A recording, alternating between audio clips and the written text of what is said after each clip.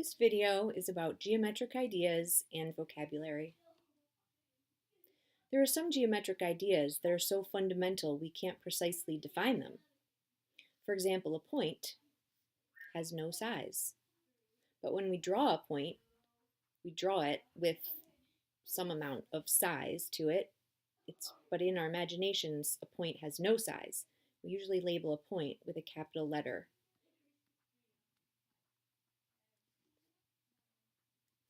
A line extends in two directions without ending and has no thickness. We usually use a double-headed arrow to show that it goes in both directions without ending.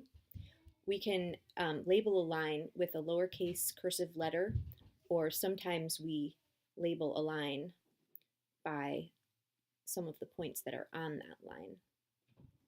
We would call this line A, B.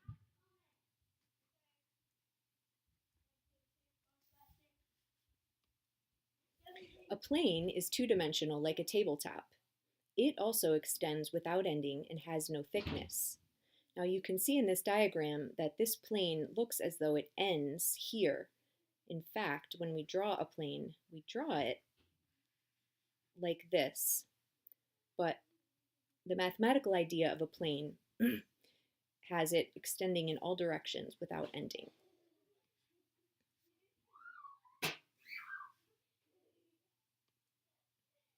Now for some definitions. Collinear points are all in one line.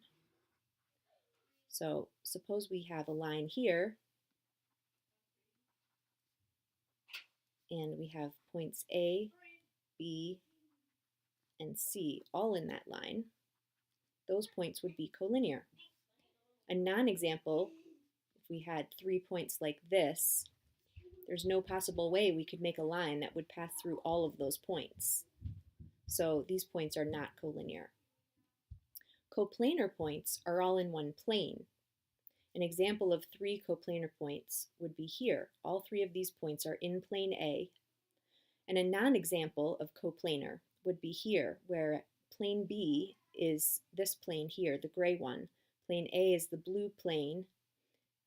This point and this point, you can see, are in plane B, but not in plane A. Whereas these points here are in plane A, but not in plane B. So all of those points are not coplanar. The intersection of two figures is the set of points that are in both figures. Examples. Point A is on line L. We could say A is in L, A is on L, or L, the line, passes through A, the point. Another example. Suppose we have 2 lines that cross or intersect. We can call one line L, one line H. And if they cross or intersect at this point O, we could say L and H intersect in O, L and H intersect at O, or O is the intersection of L and H. More examples. K and P are in A. What does that mean? Well, it means that this line, line K, all of that line is in this plane, A. This line doesn't go through the plane. This entire line lies in the plane. Point P is also in A because point P is here and it's contained in this plane here, plane A. We could say A contains K and P. We could say the line J intersects plane A at P. Now that's something to think about here. This line is passing through the plane. It's not lying in the plane. So sometimes we denote that by making the line dotted, part of the line dotted, and having the rest of it come out the other side of the plane. Point P is the intersection of line J and plane A. Over here we have 2 planes, and the 2 planes pass through one another or intersect. A and B intersect in line XY. Now that's something to think about because it looks in the picture like plane B is ending here and plane A is ending here. So we might think that their intersection is just this part of the line. But actually, since plane A goes on forever and plane B goes on forever, this line of where they intersect also goes on forever. Use this diagram to answer the following questions.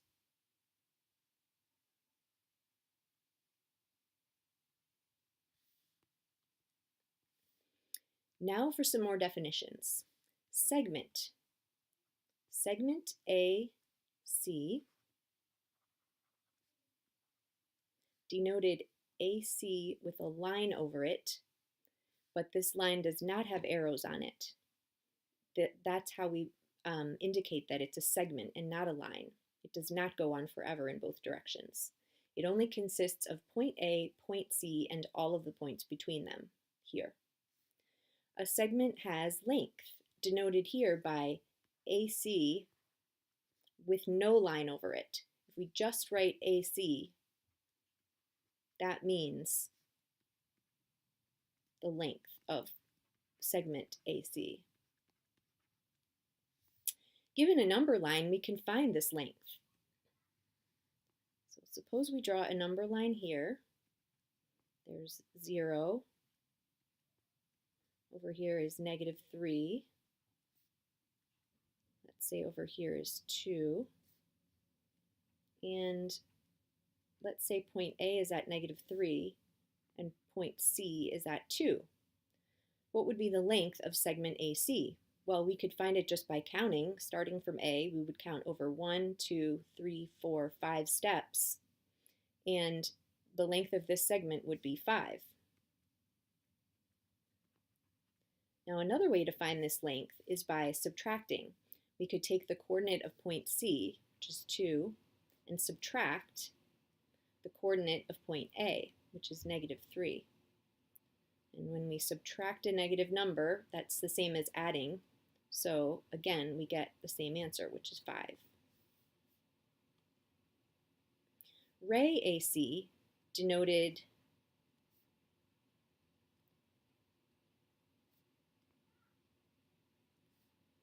AC with a one-directional arrow over it, extends infinitely in one direction but not in the other. Notice that it starts over the point where it does not extend infinitely in that direction. And then the arrow points to the direction of C where it does go on infinitely. Congruent segments have equal lengths. So an example of that would be this segment and that segment. If we said that they both have a length of 3 inches, suppose, we could say that segment DE is congruent to segment FG. And the congruency symbol is this funny looking equal sign with a squiggle over it. The midpoint of a segment divides that segment into 2 congruent segments. So suppose we have segment A, B, and suppose its midpoint is point M. That tells us that if this length here is 2, then we know this length here must also be 2, because M is the midpoint of AB. A bisector of a segment is a line, ray, or plane that intersects the segment at its midpoint. So we have segment AB here, and its midpoint is point D. And this line L cuts segment AB in half. L passes through AB at its midpoint, D. This plane X also cuts segment AB in half. You can see that segment AB here is passing through the plane, and it's going through the plane right at this point, D, which is its midpoint. So we say that CD, segment CD, and line L, and plane X all bisect segment AB. Use this diagram to answer the following questions.